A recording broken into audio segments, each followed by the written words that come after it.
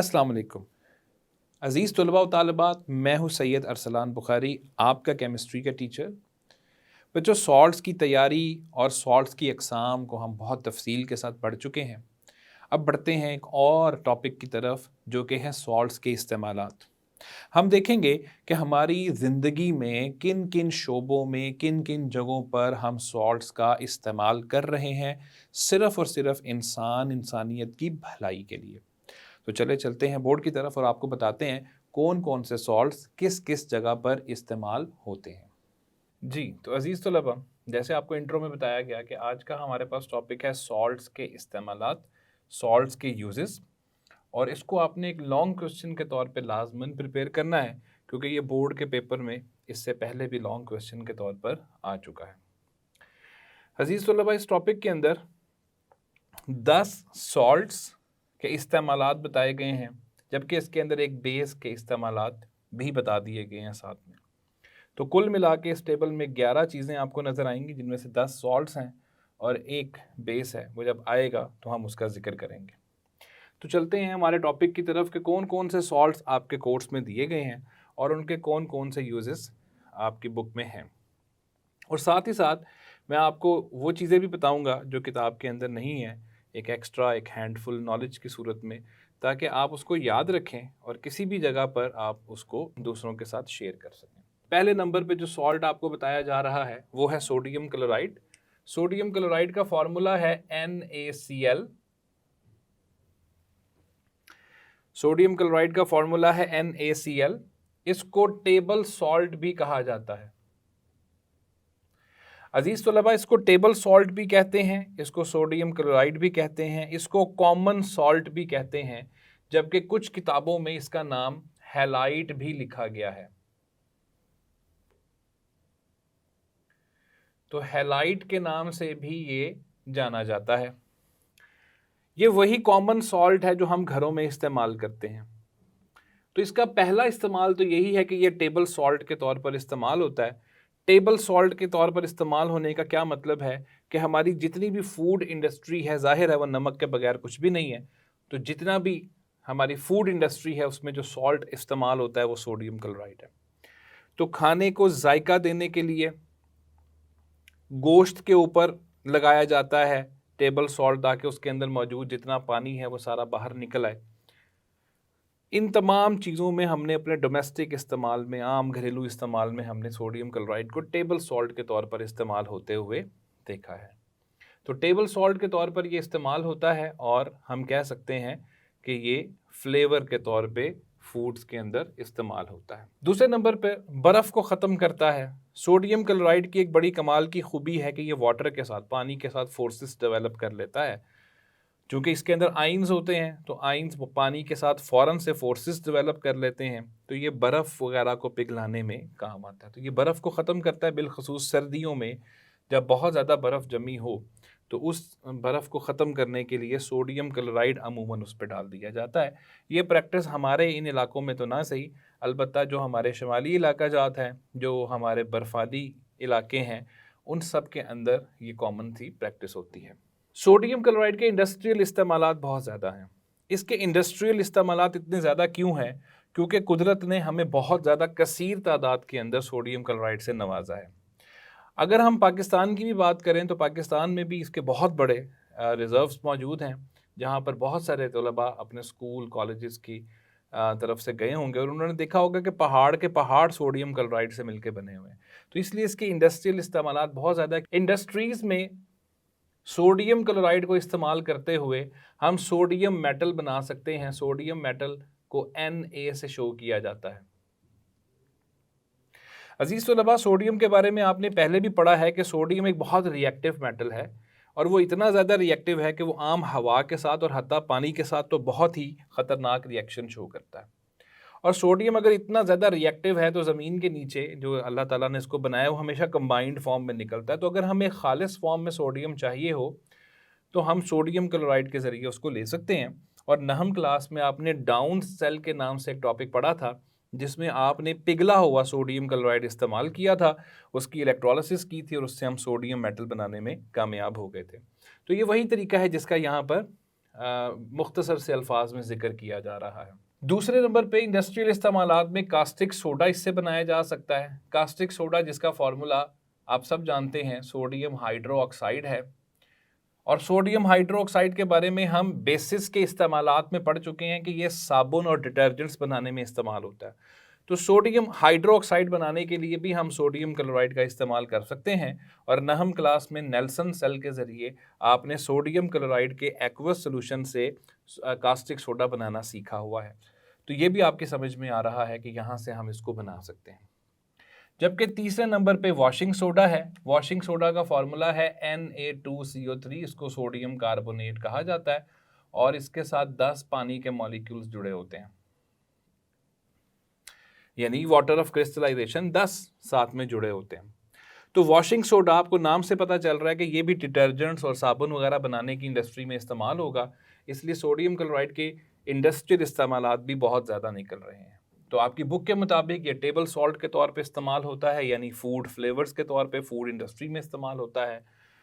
सर्दियों में मुख्तलिफ जगहों पे जमी हुई बर्फ़ को ख़त्म करने के लिए इस्तेमाल होता है। और सोडियम मेटल कास्टिक सोडा और वॉशिंग सोडा जैसी चीज़ों को बनाने के लिए हम इसको इंडस्ट्रीज़ के अंदर इस्तेमाल करते हैं। तो चलते हैं उन यूजेस की तरफ जो बुक में तो नहीं है, लेकिन एक्स्ट्रा नॉलेज की सूरत में मैं आपको ज़रूर बताना चाहूँगा। फूड फ्लेवर ऊपर हम डिस्कस कर चुके हैं कि ये एक टेबल सॉल्ट है, तो ये फूड फ्लेवर के तौर पर इस्तेमाल होगा। दूसरी बात अजीज़ तलबा, रबर इंडस्ट्री, रबर जब हम बनाते हैं तो वहाँ से भी हमें पानी को निकालना पड़ता है रबर के मवाद के अंदर से, तो उसके लिए भी हम सोडियम क्लोराइड यानी टेबल सॉल्ट का इस्तेमाल करते हैं। और पेपर इंडस्ट्री के अंदर भी हम इसको इस्तेमाल करते हैं। लेकिन इसका जो सबसे बड़ा एक एक्स्ट्रा नॉलेज की सूरत में मैं आपको पॉइंट बताना चाहता हूँ वो ये है अजीज़ तलबा, डिहाइड्रेशन। आपने अक्सर लोगों को शिकायत करते हुए सुना होगा गर्मियों के मौसम में और शदीद गर्मी के मौसम में, जब कहा जाता है कि कोई बंदा कहता है कि मुझे डिहाइड्रेशन हो गई है। डिहाइड्रेशन का मतलब है कि उसके जिस्म में से पानी और नमकियात की कमी हो गई है। ऐसे में क्या होता है, ऐसे में उसकी जिस्म सुस्त रवि का शिकार हो जाता है और पानी की शदीद कमी की वजह से, चूँकि टेम्परेचर भी बॉडी का चेंज होता है, बहुत सारे केमिकल रिएक्शंस चेंज हो जाते हैं। इस वजह से वो शदीद अलालत की हालत में जब हॉस्पिटल में जाता है तो उसे हॉस्पिटल में ड्रिप्स लगाई जाती हैं।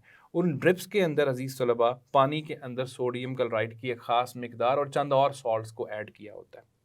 तो डिहाइड्रेशन से बचाव के लिए इसका मतलब है कि यहाँ पे हम कह सकते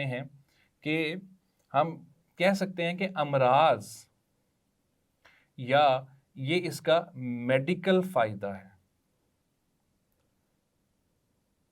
ये इसका एक मेडिकल इस्तेमाल है और मेडिकल फ़ायदा है कि जब कभी भी कोई शख्स डिहाइड्रेशन की शिकायत करता है और हॉस्पिटल में जाके एडमिट हो जाता है तो उसको जो ड्रिप्स लगाई जाती हैं, जिसको सैलाइन या सैलीन वाटर कहा जाता है, उन ड्रिप्स के अंदर बहुत ज़्यादा मिकदार में सोडियम क्लोराइड को डिज़ोल्व किया होता है। इस तरह नमकियात हमारे जिस्म की पूरी हो जाती हैं और इंसान डिहाइड्रेशन से बच जाता है।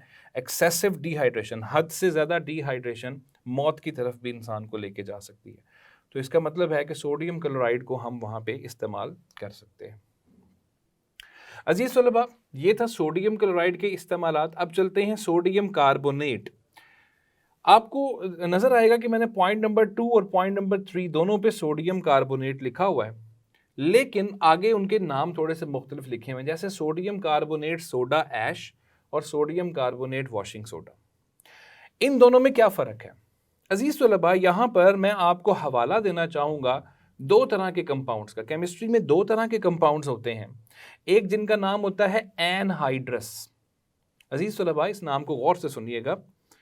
कुछ हमारे पास कंपाउंड्स ऐसे होते हैं जिनका नाम होता है एनहाइड्रस कंपाउंड्स और कुछ होते हैं जिनका नाम है हाइड्रेटेड कंपाउंड्स। एनहाइड्रस कंपाउंड्स कौन से हैं? जिनमें पानी नहीं होता।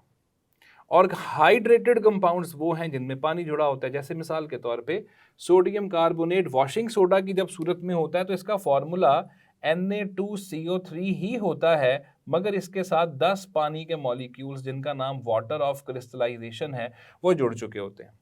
चूंकि इसके अंदर वाटर ऑफ क्रिस्टलाइजेशन मौजूद हैं, इसलिए इन कंपाउंड्स को, इन जैसे कंपाउंड्स को हम हाइड्रेटेड कंपाउंड्स का नाम देते हैं।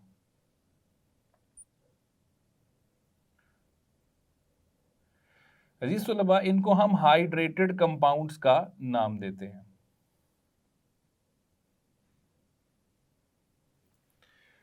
जबकि सोडियम कार्बोनेट जब सोडा ऐश की फॉर्म में होता है तब भी इसका फॉर्मूला Na2CO3 ही होता है, मगर इसके साथ किसी किस्म के वाटर ऑफ क्रिस्टलाइजेशन जुड़े नहीं होते।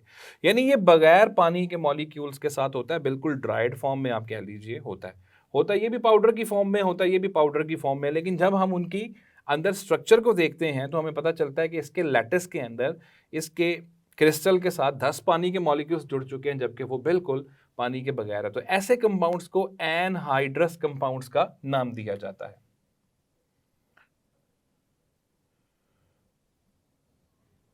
अजीज तलबा, इन कंपाउंड्स को एनहाइड्रस कंपाउंड्स का नाम दिया जाता है। तो ये एनहाइड्रस कंपाउंड्स हैं और जिनके अंदर पानी होगा, यानी जैसे वाटर ऑफ क्रिस्टलाइजेशन हमें नजर आ रहा है, तो इनको हम हाइड्रेटेड कंपाउंड्स का नाम देंगे। तो सोडियम कार्बोनेट जब एनहाइड्रस फॉर्म में होगा तो उसे सोडा ऐश, अगर वो हाइड्रेटेड फॉर्म में यानी उसके साथ 10 पानी के मॉलिक्यूल्स जुड़े होंगे तो आपने उसको वॉशिंग सोडा का नाम देना है। जाहिर है ये दोनों बहुत सारी प्रॉपर्टीज तो इनकी सेम होती हैं, लेकिन कुछ प्रॉपर्टीज में फ़र्क आ जाता है, कुछ इनके इस्तेमालात में भी फ़र्क आ जाता है। तो चलते हैं सोडियम कार्बोनेट एनहाइड्रस की तरफ, जिसके अंदर पानी नहीं है, जिसका नाम सोडा ऐश है। इसको हम ग्लास यानी शीशा बनाने के लिए, शीशा साजी के लिए हम इसको इस्तेमाल करते हैं। सोडियम कार्बोनेट चाहे वो एनहाइड्रस फॉर्म में हो या हाइड्रेटेड हो, वो डिटर्जेंट्स और साबुन बनाने के लिए दोनों सूरतों में इस्तेमाल हो सकता है। तो मैंने डिटर्जेंट्स को दूसरे नंबर पे लिखा है।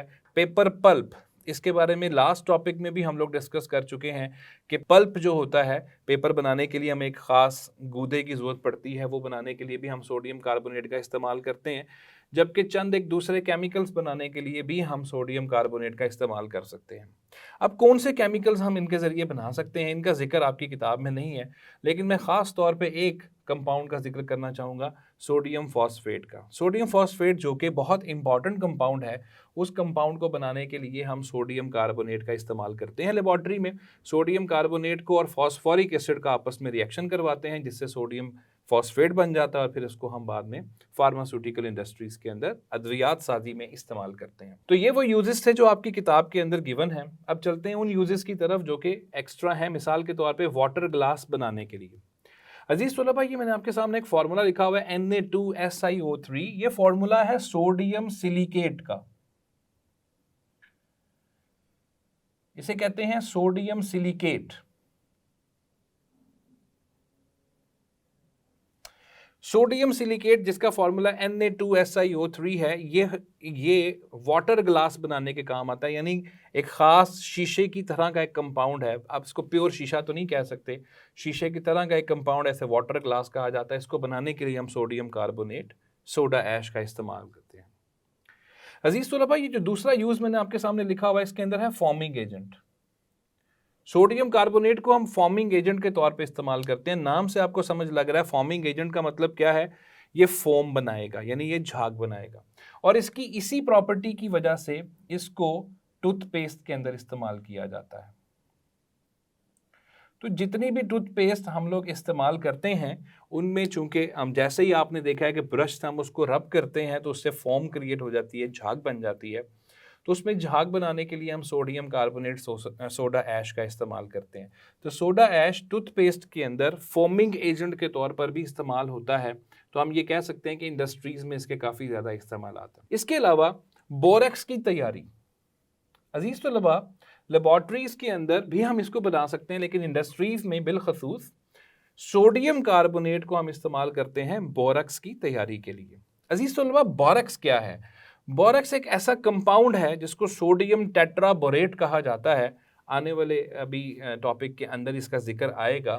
इसके बहुत सारे इस्तेमालात हैं। मिसाल के तौर पे मैंने चंद एक इस्तेमालात यहाँ लिखे हुए हैं, अभी जब हम इसके ऊपर आएंगे तो हम डिस्कस करेंगे। लेकिन सबसे बड़ा इस्तेमाल मैं आपको जो बताना चाहता हूँ, हमारे घरों में आपने देखा होगा कि जितनी भी चीज़ें वॉशरूम्स के अंदर हम लोग, जैसे बेसिन हम इस्तेमाल करते हैं, वो बेसिन वगैरह बनाने के लिए हमें बोरेक्स का सहारा लेना पड़ता है। तो वो बेसिन्स हैं या हमारे और वॉशरूम की या किचन के अंदर जो शेल्फ्स होती हैं, वो सारी बोरेक्स की बनी होती हैं, और बोरेक्स बनाने के लिए हमें सोडियम कार्बोनेट का इस्तेमाल करना पड़ता है। तो सोडियम कार्बोनेट एक बड़ा अहम कंपाउंड है। आप देखिए कि वो बहुत सारी अहम चीज़ों के अंदर उनको बनाने में उसका किरदार है। चलते हैं तीसरे नंबर पे, सोडियम कार्बोनेट वॉशिंग सोडा की सूरत में, मतलब हाइड्रेटेड कंपाउंड, जब उसके साथ 10 पानी के मॉलिक्यूल्स वाटर ऑफ क्रिस्टलाइजेशन की सूरत में जुड़ चुके हैं। अजीज तलबा, ये क्लीनिंग एजेंट के तौर पे इस्तेमाल होता है। क्लीनिंग एजेंट का मतलब है चीज़ों को साफ करने वाला। तो ये चीज़ों को साफ करने की सलाहियत रखता है, क्योंकि इसमें पानी के मॉलिक्यूल्स होते हैं, तो वो हाइड्रोजन बॉन्डिंग क्रिएट करते हैं दूसरी चीज़ों के साथ। तो ये चीज़ों को साफ करने के लिए इस्तेमाल होता है। इवन हत्ता के कपड़ों के अंदर, कपड़ों को साफ करने के लिए और दीगर अशिया को साफ करने के लिए सोडियम कार्बोनेट वॉशिंग सोडा की सूरत में इस्तेमाल हो सकता है। इसका एक बहुत बड़ा इस्तेमाल जो आपके कोर्स में आगे जाके हम उसको बहुत डिटेल में डिस्कस भी करेंगे किसी चैप्टर के अंदर, वो है हार्ड वाटर के लिए इसको इस्तेमाल करना। अजीज तलबा, ये हार्ड वाटर क्या चीज़ है? हार्ड वाटर एक ऐसा पानी है कि जिसके अंदर नमकियात थोड़ी सी ज़्यादा मिकदार में हल हो चुके हैं। अब उन नमकियात की वजह से वो हमें तो कोई नुकसान नहीं करता, अलबत्ता वो साबुन और डिटर्जेंट की ज़्यादा मिकदार इस्तेमाल कर जाता है, जिसकी वजह से हमारा साबुन और डिटर्जेंट जो है वो ज़ाया होता है। ऐसे पानी जिसके अंदर नमकियात बहुत ज़्यादा डिज़ोल्व हो चुकी हों, उसको हार्ड वाटर कहा जाता है, और उसकी हार्डनेस को ख़त्म करने के लिए हम उसके अंदर सोडियम कार्बोनेट डालते हैं। तो सोडियम कार्बोनेट जैसे ही हम उसमें डालते हैं, वो हार्ड वाटर जो होता है वो सॉफ्ट वाटर में कन्वर्ट हो जाता है, यानी हल्का पानी बन जाता है। हम उसको हार्ड वाटर को ख़त्म करने के लिए भी हम सोडियम कार्बोनेट का इस्तेमाल करते हैं। अजीज़ तलबा, सोडियम कार्बोनेट को हम मुख्तलिफ केमिकल्स बनाने के लिए इस्तेमाल करते हैं, और वो कौन कौन से केमिकल्स हैं? उनमें कास्टिक सोडा पहले नंबर पे लिखा हुआ है, जिसका फॉर्मूला NaOH है, और बोरक्स है, बोरक्स का फॉर्मूला Na2B4O7.10H2O। तो इसके साथ भी 10 पानी के मॉलिक्यूल्स जुड़े होते हैं। तो ये इसका फॉर्मूला है Na2B4O7.10H2O, ये बोरेक्स का फॉर्मूला है। चलते हैं इसके अगले इस्तेमाल की तरफ। ग्लास बनाने में इस्तेमाल होता है। बहुत सारे बच्चे ये सोचेंगे कि सर इससे पहले भी आप जिक्र करके आए हैं कि ग्लास बनाने में इस्तेमाल होता है। अजीज तलबा, इसके बाद भी कुछ सॉल्ट्स आएंगे जो ग्लास बनाने में इस्तेमाल होते हैं। हम ये नहीं कह सकते कि एक चीज़ हम कर रहे हैं, उसके अंदर एक कंपाउंड यूज़ कर रहे हैं तो उसके अंदर हम कोई दूसरा कंपाउंड यूज़ नहीं कर सकते। बहुत सारी जगहों पे हमें मिक्सचर यूज़ करना पड़ता है। तो एक सॉल्ट इस्तेमाल हो रहा होता है, उसके साथ दूसरा सॉल्ट भी इस्तेमाल हो रहा होता है। तो सोडियम कार्बोनेट भी ग्लास बनाने के काम आता है, जबकि सोडियम कार्बोनेट वॉशिंग सोडा की सूरत में हो तो भी वो ग्लास बनाने के काम आता है। इसके अलावा साबुन, ये मैं पहले ही डिस्कस कर चुका हूँ कि चाहे वो एनहाइड्रस फॉर्म में हो या हाइड्रेटेड फॉर्म में हो, उसने साबुन और डिटर्जेंट बनाना ही है, और पेपर की तैयारी के अंदर ये इस्तेमाल होता है। अब चूंकि ऊपर हम क्लीनिंग एजेंट के तौर पे इसको डिस्कस करके आ चुके हैं, तो टेक्सटाइल इंडस्ट्री के अंदर ये इस्तेमाल हो सकता है। जितनी भी हमारे कपड़े की इंडस्ट्रीज़ हैं, उनके अंदर सोडियम कार्बोनेट वॉशिंग सोडा की सूरत में इस्तेमाल होता है। अजीज़ तलबा, आगे चलते हैं सोडियम सल्फेट की तरफ। सोडियम सल्फेट का फॉर्मूला है Na2SO4। ये सोडियम सल्फेट का फॉर्मूला है। इसके इस्तेमालात आप देखिए कि ये ग्लास बनाने के काम आता है, शीशा साजी में इस्तेमाल होता है, पेपर इंडस्ट्री में इस्तेमाल होता है, और डिटर्जेंट्स की तैयारी में इस्तेमाल होता है। तो ये वही इस्तेमालात हैं जो ऊपर हम डिस्कस करके आए हैं। इसका मतलब है कि सोडियम सल्फेट के भी वही वाले इस्तेमालात हैं जो सोडियम कार्बोनेट के। लेकिन जो मैंने आपके सामने इस्तेमालात लिखे हैं वो बड़े अहम लिखे हैं। पहली बात, स्टार्च को बनाना। अजीज़ तलबा, स्टार्च क्या चीज़ है? आप लोगों ने अपनी ज़िंदगियों में अक्सर नाम सुना होगा कार्बोहाइड्रेट्स। तो स्टार्च कार्बोहाइड्रेट की ही एक किस्म है। तो स्टार्च को बनाने के लिए हमें सोडियम सल्फेट इस्तेमाल करना पड़ता है। ये काम हम लेबॉर्ट्री में मुमकिन नहीं कर सकते, इसलिए ये काम इंडस्ट्रीज़ में चलता है। स्टार्च बनाने का एक पूरा लंबा चौड़ा प्रोसीजर है, एक मैकेनिज़्म है। उस पूरे अमल के अंदर हमें सोडियम सल्फेट कसरत से इस्तेमाल करना पड़ता है। तो इंडस्ट्रीज़ में स्टार्च बनाने के लिए हमें सोडियम सल्फेट का इस्तेमाल करना पड़ता है। दूसरे नंबर पे ये एक ड्राइंग एजेंट है। ड्राइंग एजेंट का मतलब है कि ये पानी वगैरह को जज़ब कर लेता है। इसके अंदर सलाहियत मौजूद है कि ये पानी को जज़ब कर लेता है, और जैसे ये पानी को जज़ब करता है तो दूसरी चीज़ ड्राई हो जाती है। तो इस ऐसी चीज़ को जो पानी को जज़ब कर रहा होता है उसको हम ड्राइंग एजेंट का नाम देते हैं। अजीज़ तलबा, केमिस्ट्री के अंदर एक टर्म हम इस्तेमाल करते हैं जिसको हम कहते हैं हाइग्रोस्कोपिक कंपाउंड्स। हाइग्रोस्कोपिक कंपाउंड्स कौन से होते हैं? हाइग्रोस्कोपिक कंपाउंड्स का मतलब है कि जो पानी को जज़ब, नमी को जज़ब करने की सलाहियत रखते हैं। तो ये भी क्या करता है, कैल्शियम सल्फेट, ये नमी को जज़ब करने की सलाहियत रखता है। इसलिए हम कहीं पर भी अगर फ़र्ज़ कीजिए किसी सॉल्ट के अंदर हमें महसूस होता है कि नमी मौजूद है किसी जगह पे, कैल्शियम सल्फेट को रख दिया जाए तो वो वहाँ पे उस चीज़ को ड्राई कर सकता है। अजीज़ तलबा, ये मैंने लिखा है पिघला हुआ शीशा। मैं ये नहीं कह रहा कि पिघला हुआ शीशा बनाने के लिए कैल्शियम सल्फेट इस्तेमाल होता है, ऐसा नहीं है।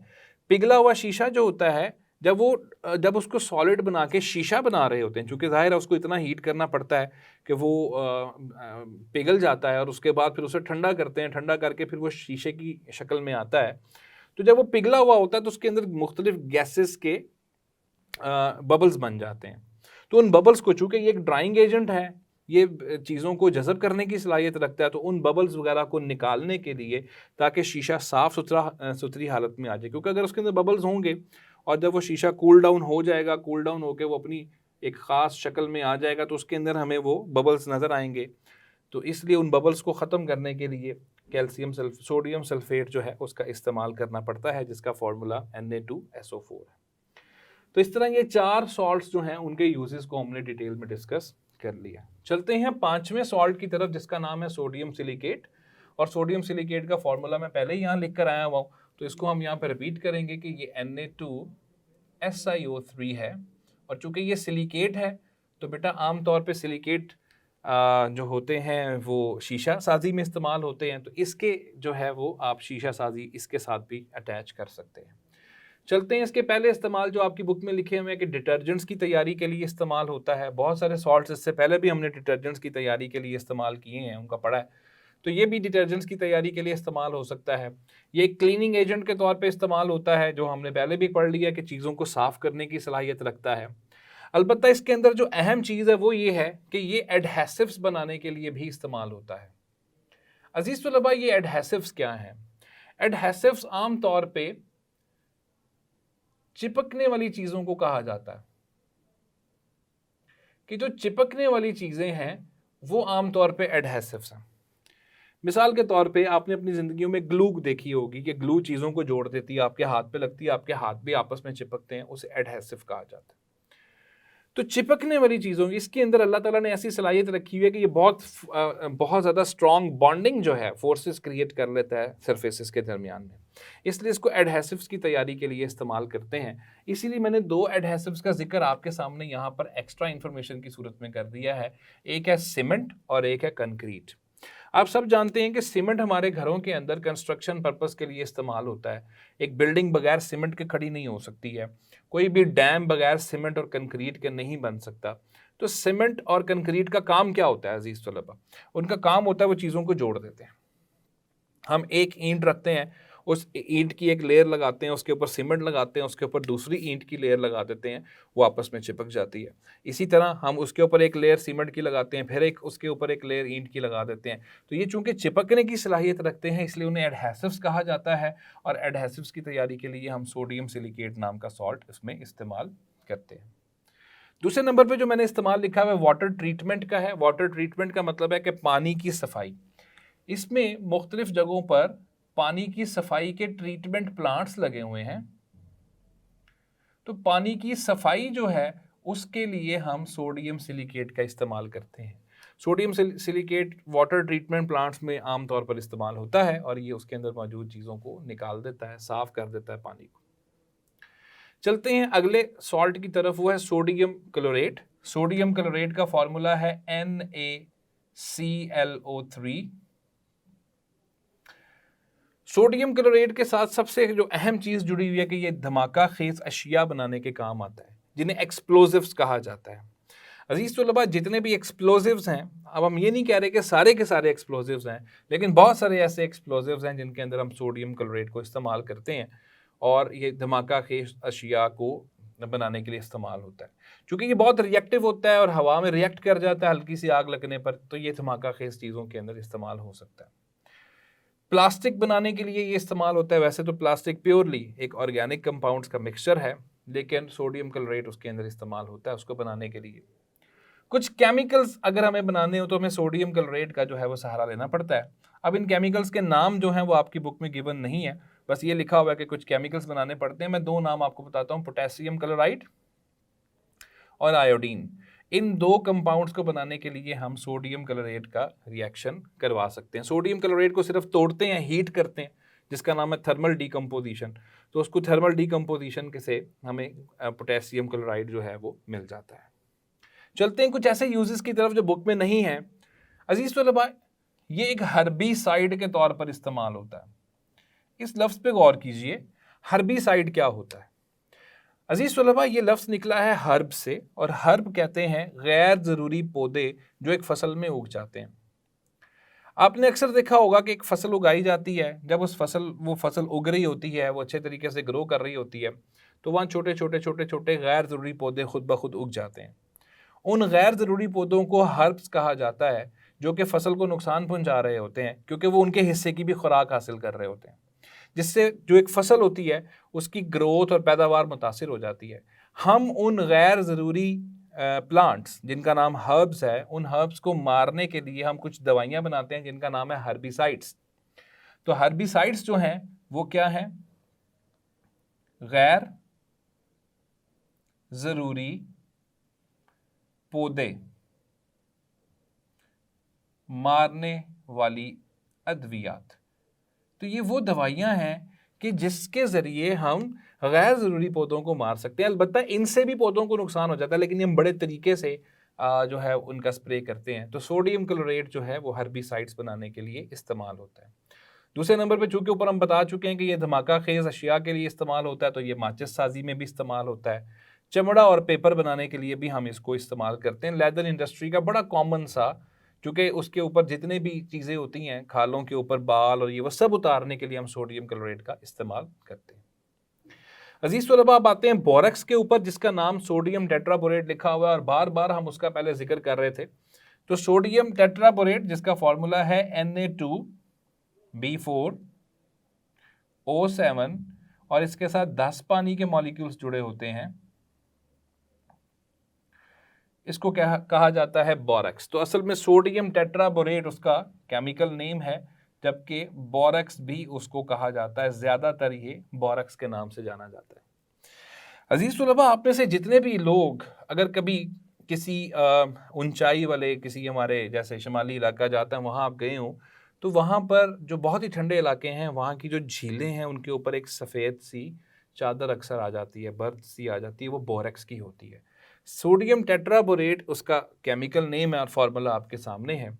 अजीज तलबा, ये हीट रेजिस्टेंट ग्लास, पायरेक्स नाम का ग्लास बनाने के लिए इस्तेमाल होता है। ये पायरेक्स कहाँ इस्तेमाल होता है? आम तौर पे लेबॉर्ट्री के जितने भी इंस्ट्रूमेंट्स होते हैं, चूँकि हमने उनको डायरेक्ट हीट करना होता है, तो वो हीटिंग से मेल्ट हो जाता है आमतौर पे ग्लास। तो हम हीट रेजिस्टेंट ग्लास इस्तेमाल करते हैं, जिसका नाम है पायरेक्स। इस हीट रेजिस्टेंट ग्लास को बनाने के लिए हम बोरेक्स का इस्तेमाल करते हैं। अब नाम से ही गौर कर सकते हैं, हीट रेजिस्टेंट ग्लास का मतलब है कि ये हीट को रेजिस्ट करेगा, हीट को बर्दाश्त करेगा। तो उसको बनाने के लिए हम सोडियम टेट्राबोरेट यानी बोरेक्स का इस्तेमाल कर सकते हैं। जी, तो बच्चों, दूसरा यूज़ है कि सोडियम टेट्राबोरेट यानी बोरेक्स जो है वो ग्लेजेस और इनेमल्स के लिए के तौर पर, उनकी तैयारी के तौर पर इस्तेमाल होता है। बच्चों, अब ये ग्लेजेस और इनेमल्स क्या चीज़ हैं?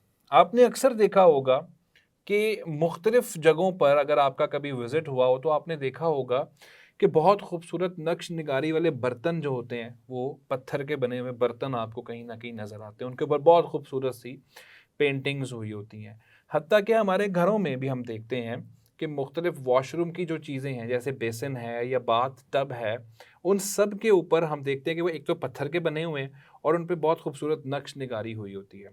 ऐसी चीज़ों को हम ग्लेजेस और इनेमल्स का नाम देते हैं।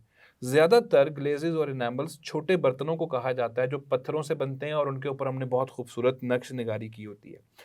तो चूंकि ये ऊपर हम डिस्कस करके आ चुके हैं कि ये हीट रेजिस्टेंट ग्लास के तौर पर इस्तेमाल होता है, यानी पायरेक्स बनाने के लिए, इसी तरह ये हीट रेजिस्टेंट तो है ना, तो ये हीट रेजिस्टेंट होने के साथ साथ हम इसके लिए इन चीज़ों के लिए भी इसको इस्तेमाल कर सकते हैं। टर्म हम इस्तेमाल करते हैं आमतौर पर केमिस्ट्री के अंदर, जिसको हम कहते हैं कि ये सिरामिक है। सिरामिक वही चीज़ें हैं जो हमारे घरों में किचन और बाथरूम के बेसिन वगैरह जिनसे मिलकर बनता है। इनकी ये खूबी है कि इनको आग नहीं लगती। आप जितनी मर्जी कोशिश कर लें इनको आग लगाने की, उनको आग नहीं लगती है। तो ये सिरामिक की एक खूबी होती है। और आपने शदीद गर्मी के मौसम में भी देखा होगा कि वो ठंडे ही होते हैं क्योंकि वो हीट रेजिस्टेंट होते हैं। तो सिरामिक से ही यानी ये जो बोरक्स है वो सिरामिक के तौर पे इस्तेमाल होता है और उससे हम ग्लेजेस और इनामल्स बनाते हैं। ये टर्म इनामल है और इनामल का मतलब होता है जो खूबसूरत नक्श नगारी वाले हमें अमूमन बर्तन नज़र आते हैं पत्थर के बने हुए। दूसरे नंबर पे बोरक्स का एक और इस्तेमाल है कि ये लेदर इंडस्ट्री में चमड़े को साफ करने के लिए इस्तेमाल होता है। तो ये भी इसका एक इस्तेमाल है कि चमड़े को साफ करना पड़ता है लेदर इंडस्ट्री के अंदर, इसलिए हम वहाँ पर इसको इस्तेमाल करते हैं।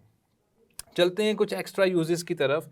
कीड़े कुछ अद्वियात, हम अक्सर हमारी फसलों को बचाने के लिए उनके ऊपर स्प्रेस करते हैं जिनसे मुख्तलिफ कीड़े जो हैं वो मर जाते हैं। जो अगर नहीं मरते तो वो किसी न किसी तरीके से फसल को नुकसान पहुंचा सकते हैं। तो उन अद्वियात जिनका स्प्रे किया जा रहा है उनको इंसेक्टिसाइड्स यानी कीड़े कुछ अद्वियात जो है वो कहा जाता है और उसको बनाने के लिए हम बोरक्स का इस्तेमाल करते हैं। इसी तरह कुछ अद्वियात हैं जिन्हें फंजाइसाइड्स कहा जाता है। फंजाइसाइड्स भी कहते हैं, फंगीसाइड्स भी कहते हैं।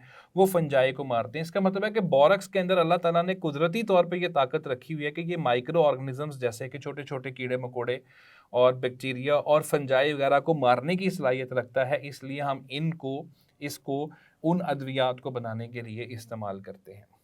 इसके अलावा जो हम बात पहले भी डिस्कस करके आ चुके हैं कि हार्ड वाटर को सॉफ्ट करने के लिए, जिसको वाटर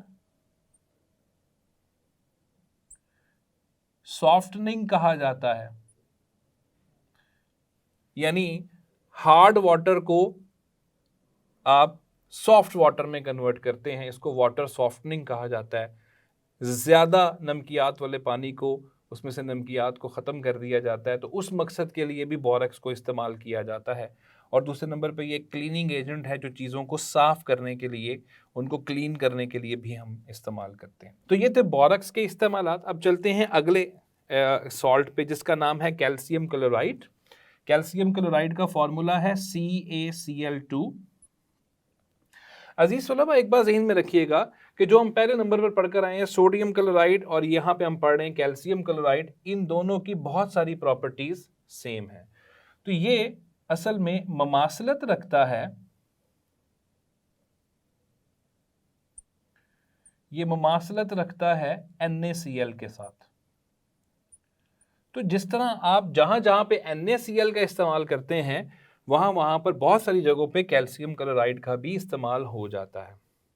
लेकिन बहरहाल अब जैसे कि आप देख लें कि सर्दियों में बर्फ़ हटाने के लिए हम कैल्शियम क्लोराइड का इस्तेमाल कर रहे हैं, जबकि सर्दियों में बर्फ़ हटाने के लिए हम सोडियम क्लोराइड का इस्तेमाल भी करते हैं।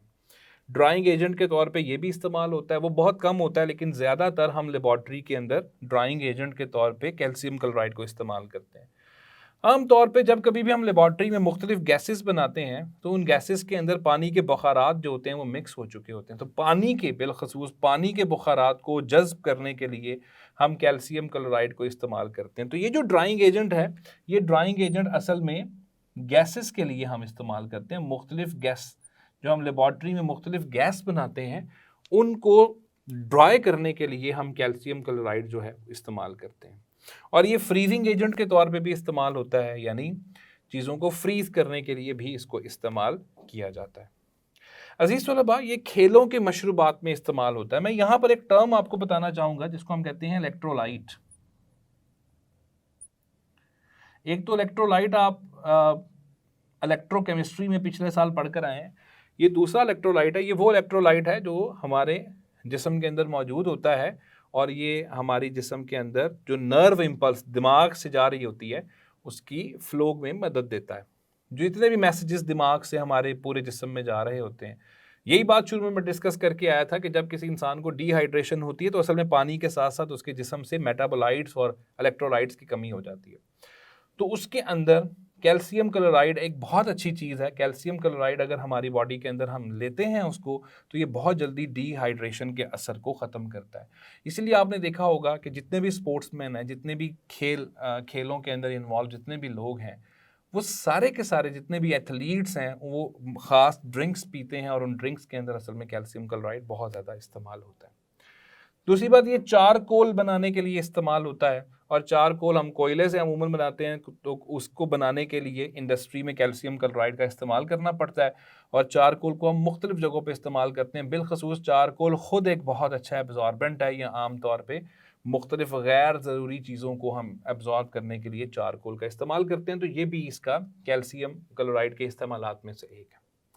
अजीज़ तलबा, अब आते हैं कैल्शियम ऑक्साइड के ऊपर। जैसे मैंने आपको शुरू में बताया था कि यहाँ पर टोटल 11 चीज़ें हमें दी जाएंगी, जिनमें से 10 सॉल्ट्स होंगे और एक हमें उठा के एक बेस इस टॉपिक के अंदर दे दी गई है। असल में वो बेस जो है वो कैल्शियम ऑक्साइड ही है, और कैल्शियम ऑक्साइड एक बेस भी है और साथ में एल्कली भी है, क्योंकि ये पानी में हल हो जाती है। कैल्शियम क्लोराइड को बहुत सारी किताबों में क्विक लाइम भी लिखा जाता है, तो इसको क्विक लाइम भी कहा जाता है। और क्विक लाइम कहने के पीछे कोई ख़ास इसकी रीज़न नहीं है। असल में कैल्शियम ऑक्साइड फ़ौरन से पानी में हल हो जाती है, और सबसे आसानी से मिलने वाली अल्कली है ये, सबसे आसानी से ये अल्कली हमें मिल जाती है। तो ये सॉल्ट्स के अंदर वाले टॉपिक में इसको होना नहीं चाहिए था, असूलन इसको बेसिस में होना चाहिए था, लेकिन चूंकि सॉल्ट्स वाले टॉपिक में है तो हम इसको डिस्कस करेंगे।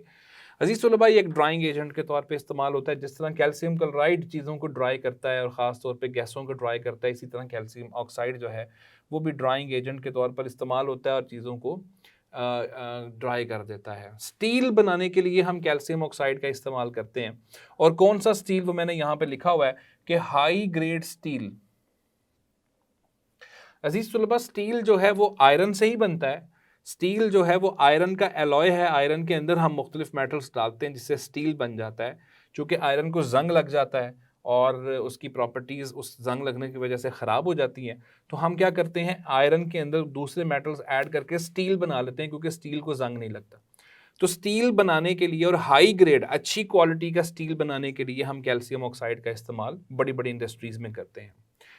वाटर ट्रीटमेंट प्लांट्स के अंदर पानी को साफ करने के लिए हम कैल्शियम ऑक्साइड का इस्तेमाल करते हैं। मुख्तलिफ केमिकल्स की तैयारी, जिनका नाम आपकी बुक में लिखा हुआ है स्लेक्ट लाइम। बच्चों, स्लेक्ट लाइम जो है वो कैल्शियम हाइड्रो ऑक्साइड का दूसरा नाम है। तो कैल्शियम हाइड्रो ऑक्साइड को आपकी किताब में स्लेक्ट लाइम की सूरत लिखा हुआ है। हम जब कैल्शियम ऑक्साइड जिसकी हम बात कर रहे हैं, जब इसको पानी में हल करते हैं, तो सिंपली पानी में हल होकर ये स्लेक्ट लाइम यानी कैल्शियम हाइड्रो ऑक्साइड में कन्वर्ट हो जाता है। इसके अलावा ब्लीचिंग पाउडर, जिसका फार्मूला CaClOCl है, जो बाद में ब्लीचिंग बनाने के काम आता है, तो ब्लीचिंग पाउडर बनाने के लिए भी हम कैल्शियम ऑक्साइड का इस्तेमाल करते हैं। जबकि कैल्शियम कार्बाइड, जिसका फार्मूला CaC2 है, कैल्शियम कार्बाइड बनाने के लिए भी हम कैल्शियम ऑक्साइड का इस्तेमाल करते हैं, और ये कैल्शियम कार्बाइड वही है जिससे बाद में हम इथाइन जैसी एक इंपॉर्टेंट गैस प्रोड्यूस करते हैं। आगे चलते हैं। चीनी को साफ करना, इसका मतलब है शुगर इंडस्ट्रीज के अंदर इसका इस्तेमाल है। गन्ने के रस से हम शुगर बनाते हैं, तो उसको शुगर को, चीनी को साफ करने के लिए कैल्शियम ऑक्साइड का इस्तेमाल किया जाता है। और अजीज तलबा, बात करेंगे सोडा लाइम की कि सोडा लाइम क्या है। इसकी डिटेल में कुछ इस तरफ लिखता हूं कि जब कभी भी हम कैल्शियम ऑक्साइड के अंदर कास्टिक सोडा यानी सोडियम हाइड्रो ऑक्साइड डाल देते हैं, तो इनका जो मिक्सचर बनता है उसको कहा जाता है सोडा लाइम। ये सोडा लाइम किस लिए इस्तेमाल होता है? आम तौर पे ये कार्बन डाइऑक्साइड के वेपर्स निकालने के लिए, कार्बन डाइऑक्साइड के जो बुखारात होते हैं किसी जगह पे, उनको अलग करने के लिए, उनको निकालने के लिए हम इसको इस्तेमाल करते हैं। तो सोडा लाइम ये एक प्रैक्टिकल एक्टिविटी भी है। प्रैक्टिकल्स में लेबॉर्ट्री के अंदर हम करवाते भी हैं इसको बच्चों से कि सोडा लाइम बना के हम कार्बन डाइऑक्साइड अलग करते हैं, हत्ता कि पानी के बुखारात को भी ये निकाल देता है, जज़ब कर लेता है। तो ये सोडा लाइम बनाने के लिए सिर्फ उसके अंदर हमें सोडियम हाइड्रोक्साइड यानी कास्टिक सोडा ला के डालना पड़ेगा। आगे चलते हैं अजीज तलबा, आप कुछ इंपॉर्टेंट एक्स्ट्रा नॉलेज के ऊपर आते हैं। कीड़े कुछ अद्वियात जिनके बारे में थोड़ी देर पहले मैंने आपको बताया, इंसेक्टिसाइड्स जिनको कहा जाता है, उन इंसेक्टिसाइड्स को बनाने के लिए हम इंडस्ट्रीज़ के अंदर कैल्शियम ऑक्साइड का इस्तेमाल करते हैं। हाई ग्रेड स्टील के बारे में मैंने आपको पहले ही बता दिया। सीमेंट बनाने में भी कैल्शियम ऑक्साइड इस्तेमाल होता है। पेट्रोलियम इंडस्ट्रीज़ में पेट्रोल के अंदर से भी गैर ज़रूरी चीज़ों को निकालने के लिए हम कैल्शियम ऑक्साइड का इस्तेमाल करते हैं। पेपर साजी में, हत्ता के प्लास्टर बनाने के लिए भी हम कैल्शियम ऑक्साइड का इस्तेमाल करते हैं। प्लास्टर आमतौर पर एक मिक्सचर होता है जो बाद में बिल्डिंग वगैरह की कंस्ट्रक्शन में इस्तेमाल होता है। आगे चलते हैं, 10वें नंबर पे है कैल्शियम सल्फेट। कैल्शियम सल्फेट का फॉर्मूला है CaSO4, लेकिन अजीज तलबा इसके साथ दो पानी के मॉलिक्यूल्स वाटर ऑफ क्रिस्टलाइजेशन की सूरत में जुड़ जाते हैं। और जब ये इस हालत में होता है कि इसके साथ दो पानी के मॉलिक्यूल्स जुड़े हों, तो इसको हम जिप्सम का नाम देते हैं। जी हाँ, ये जिप्सम वही पत्थर है जो आप लोग अपने घरों में या मुख्तलिफ बिल्डिंग्स के अंदर नाम सुनते हैं कि जी ये जिप्सम लगा हुआ है। तो ये एक महंगा पत्थर है, ये कैल्शियम सल्फेट से मिलकर बनता है। इसको बतौर फर्टिलाइज़र भी इस्तेमाल किया जाता है। अजीज़ तलबा, ये फर्टिलाइज़र के तौर पे कोई बहुत ज़्यादा कॉमनली इस्तेमाल नहीं होता है, लेकिन बहरहाल इसका इस्तेमाल फर्टिलाइज़र के तौर पे ज़रूर है। लेकिन इसका जो सबसे बड़ा इस्तेमाल है वो है प्लास्टर ऑफ पेरिस की तैयारी। इसमें प्लास्टर ऑफ पेरिस बनाने की जो खासियत है वो बड़ी ज़बरदस्त खासियत है। अब क्या होता यह है अजीज़ तलबा, प्लास्टर ऑफ पेरिस में हम क्या करते हैं, मैं यहाँ पे आपको शो करता हूँ कि कैल्शियम सल्फेट है, उसके साथ दो पानी के मॉलिक्यूल्स हैं, तो उसको हम कहते हैं कैल्शियम सल्फेट डाइहाइड्रेट। जैसे ही हम इसको थोड़ा हीट करते हैं तो ये अपना पानी जो है उसको लूज करना शुरू कर देता है। ये पानी यहाँ से लूज होना शुरू हो जाता है, वाटर ऑफ क्रिस्टलाइजेशन लूज होने लग जाता है। तो जब वाटर ऑफ क्रिस्टलाइजेशन लूज होता है तो ये हाइड्रेटेड से किधर आता है, एनहाइड्रस फॉर्म में। अभी मुकम्मल पानी जो है वो नहीं निकलता कि ये एक खास स्टेट में आ जाता है और उस स्टेट का नाम है प्लास्टर ऑफ पेरिस। बच्चों, ये प्लास्टर ऑफ पेरिस वही है जो मुख्तलिफ कंस्ट्रक्शन की कंपनीज में हमें नज़र आता है। हत्ता कि इंसान की टूटी हुई हड्डियों को जोड़ने के लिए भी जो प्लास्टर बनाया जाता है उसके अंदर भी हम जिप्सम वगैरह का इस्तेमाल करते हैं।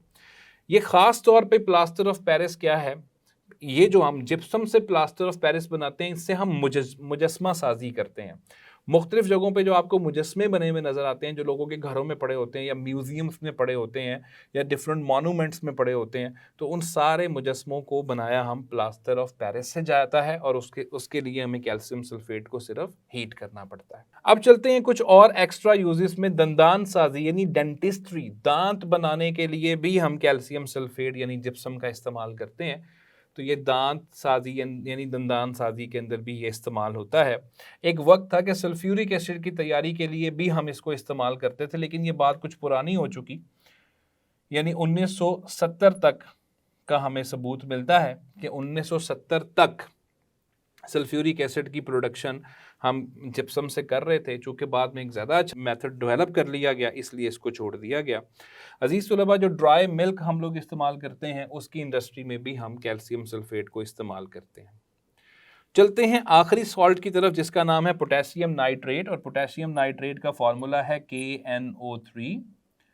और ये KNO3 यानी पोटेशियम नाइट्रेट, आप देख सकते हैं कि इसके अंदर नाइट्रोजन की मिकदार मौजूद है, तो नाइट्रोजन वाली चीज़ आसानी से बतौर फर्टिलाइज़र इस्तेमाल हो सकती है। तो ये बतौर फर्टिलाइज़र इस्तेमाल होता है, ये पहला इस्तेमाल आपकी बुक में है। दूसरे नंबर पर ये फ्लिंट ग्लास बनाने के लिए इस्तेमाल होता है। अजीज़ तलबा, फ्लिंट एक पत्थर का नाम है, असल में फ्लिंट रॉक होती है, एक पत्थर है जो पहाड़ों में से खुदाई करके तोड़ के निकाला जाता है, उससे एक शीशा बनता है जिसको फ्लिंट ग्लास कहा जाता है। ये जो आम हम शीशा देखते हैं, जो साफ़ सुथरा शीशा होता है जिसमें कोई निशान नहीं होता, जिससे आप देखते हैं अक्सर कोल्ड ड्रिंक्स की जो शीशे वाली बोतलें बनी होती हैं बिल्कुल साफ़ शीशे से बनी होती हैं, उसको फ्लिंट ग्लास कहा जाता है। उस फ्लिंट ग्लास को बनाने के लिए हम पोटेशियम नाइट्रेट का इस्तेमाल करते हैं। चलते हैं कुछ एक्स्ट्रा यूजेस में। फूड इंडस्ट्री में ये इस्तेमाल होता है और फूड प्रिजर्वेटिव के तौर पर इस्तेमाल होता है। ये याद रखिएगा, फूड इंडस्ट्री में ये फूड प्रिजर्वेटिव के तौर पर इस्तेमाल होता है, खुराक को महफूज करने वाला। पटाखे साजी यानी फायर वर्क्स के अंदर ये बनाने के लिए इस्तेमाल होता है, और ये एक रॉकेट फ्यूल के तौर पर भी इस्तेमाल होता है। चूँकि इसमें नाइट्रेट ग्रुप मौजूद है, तो जैसे ही हम इसको रॉकेट फ्यूल के तौर पे यूज़ करते हैं, बड़ी तेज़ ऑक्सीडेशन होती है जिसकी वजह से रॉकेट को प्रोपेलिंग फोर्स मिलती है और वो तेज़ी से मूव करता है। तो ये रॉकेट फ्यूल के तौर पर भी इस्तेमाल होता है। तो मैं उम्मीद करता हूँ कि मेरे तमाम स्टूडेंट्स को ये टॉपिक अच्छे तरीके से समझ लग चुका होगा। इसको लॉन्ग क्वेश्चन के तौर पे ज़रूर प्रिपेयर कीजिए। जितनी इन्फॉर्मेशन आपकी बुक के अंदर मौजूद थी मैंने वो सारी आपको कन्वे की है। इसके अलावा बहुत सारा एक्स्ट्रा नॉलेज जो है वो आपको प्रोवाइड किया है। मैं उम्मीद करता हूँ कि आपको सारी समझ लग चुकी होगी। बस आपने इन तमाम को बुक के ऊपर मेंशन कर लेना है जो एक्स्ट्रा चीज़ें मैंने आपको बताई हैं। थैंक यू जी। तो अज़ीज़ तलबा व तालिबात, ये था आज का टॉपिक। बहुत तफसील में हमने पढ़ा कि सॉल्ट्स कहाँ कहाँ पर इस्तेमाल होते हैं, किन सॉल्ट्स के क्या क्या इस्तेमालात हैं, मैंने बहुत तफसील के साथ आपको पढ़ाया है। बहुत सारी चीज़ें किताब में लिखी हुई थी लेकिन उनकी एक्सप्लेनेशन नहीं थी, वो भी मैंने आपको बता दी, और बहुत सारी एक्स्ट्रा चीज़ें बताई हैं सिर्फ आपके नॉलेज के लिए। मुझे उम्मीद है कि सब बच्चों को ये टॉपिक समझ लग चुका होगा। इंशाल्लाह अगले लेक्चर में अब आपसे मुलाकात होगी, तब तक अपना ख्याल रखिएगा। अल्लाह हाफ़िज़।